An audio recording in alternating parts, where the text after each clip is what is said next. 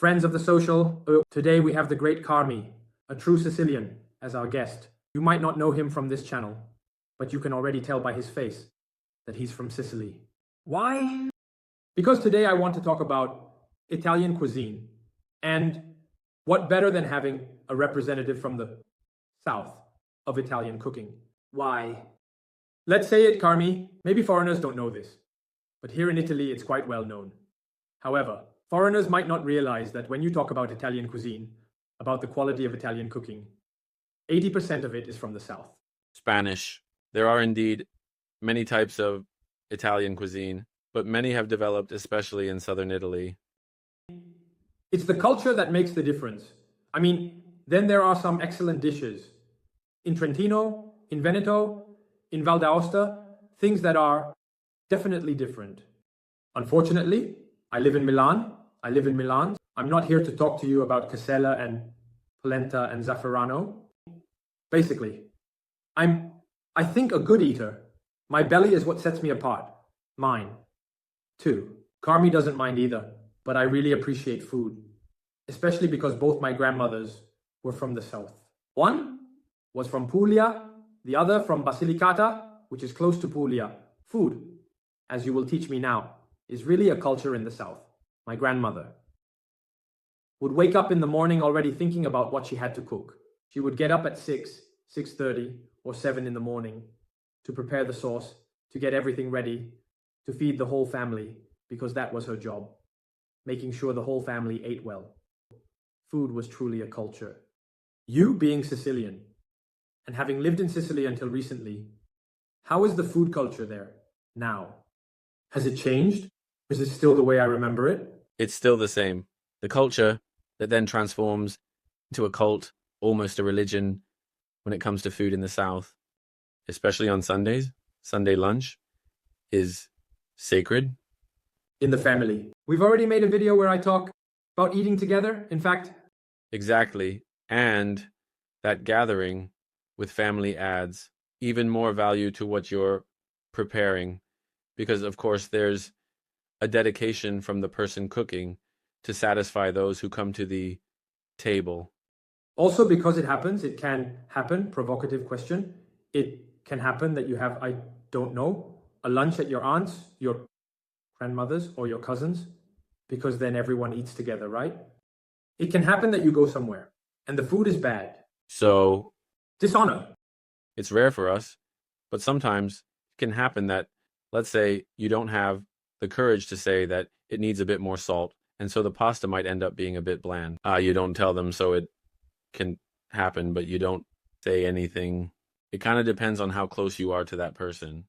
Like my mom, we kind of make her feel it a bit when she puts too little salt, or forgets it sometimes, maybe because of her age. And so sometimes we have to fix it ourselves. But pass me the salt like this without weighing it down too much. But the quality of the food is always high, because I think it's a mark of recognition. If you go to your aunt's and she doesn't cook well, then the whole family knows about it because all the cousins find out. No, there's also a bit of tradition in teaching, right? Parents, especially around here, in the education they give you, they also prepare you for cooking, for knowing how to cook. And so you also grow with a bit of experience, a background of experience in the kitchen. It's not like in other places where you reach a certain age without knowing how to cook different types of dishes. Let's say it's a bit of a gift in the sense that it usually only worked with the girls. Now it's different, yes. Now even the guys, especially when they have to face university or work, maybe with a move, especially now that many from the South are forced to move north for work, they really have to roll up their sleeves and learn to cook a bit. Can you cook perhaps? Maybe, you know? A little, but good. It doesn't make, I don't have pasta with just oil. And so I admit that, let's say, I'm afraid of university, but even now, it's not like I cook difficult things. I make easy stuff, but it turns out good. No one has ever complained. Because he eats alone, so he doesn't complain to himself. Whoever needs to criticize me, then no, but So that many of my friends have a bit more experience than I do. That's for sure. Anyway, I also remember my grandmother, right? Basically, they teach the daughter how to cook. And now they're saying they're also teaching the boys. But still, it's mainly the daughters who learn to cook, because that's a skill, something you need to have to get a good husband. Before it was a bit more like that, but back then, if you didn't know how to cook, you weren't a woman to marry. Before, yes, it was a much heavier requirement. It weighed a lot more.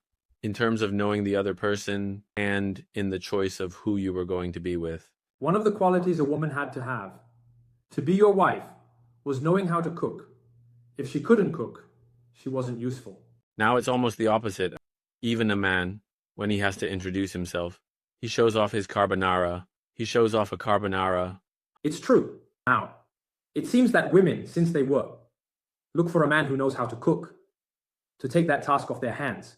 Which, let's remember, I don't know how it is abroad, but here in Italy, cooking is a job, a real job. Now, here in Milan, actually today we're in Rome, but back in Milan, you can usually whip up something quick. But when you're down and you have to cook for the family, you can't just prepare 4 sardines in a pan. Yes, especially. So it's forbidden, it's illegal. In the South, it's illegal to cook 4 sardines in a pan. They'll arrest you. The police will arrest you. If you go to someone's house and they make you something, they'll arrest you. Police will show up at your house. No, I'm just kidding. Of course, it's ironic, but no, let's say that... I'm not being ironic. They'll arrest you. If there's anyone from the South, write down below. If anyone has spent a night in jail for cooking 4 sardines in a pan. And of course, we greet the sponsor of Fintus. No, joking aside. Because often you eat a first course or a second side dish. Seriously. Go to your aunt's house with your mom, whom I've never seen and I don't know. I just know she's Sicilian, right? The aunt goes and prepares something frozen for him and heats it up. In my opinion, that's when the family falls apart.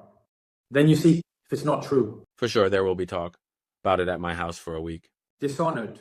The excommunication that was given, the Pope would excommunicate someone, really excommunicated. No, in fact, even weeks before Christmas, now that the holidays are here, if we're going to talk about what to have for lunch, dinner, or the next day, then that's all we talk about. Christmas lunch. I won't even explain it to you. It's absolutely prepared. A week in advance. In terms of the schedule, as if it were... What day is it today exactly, perhaps? Saturday. They've already started making the sauce. And if I don't know, well, no, come on.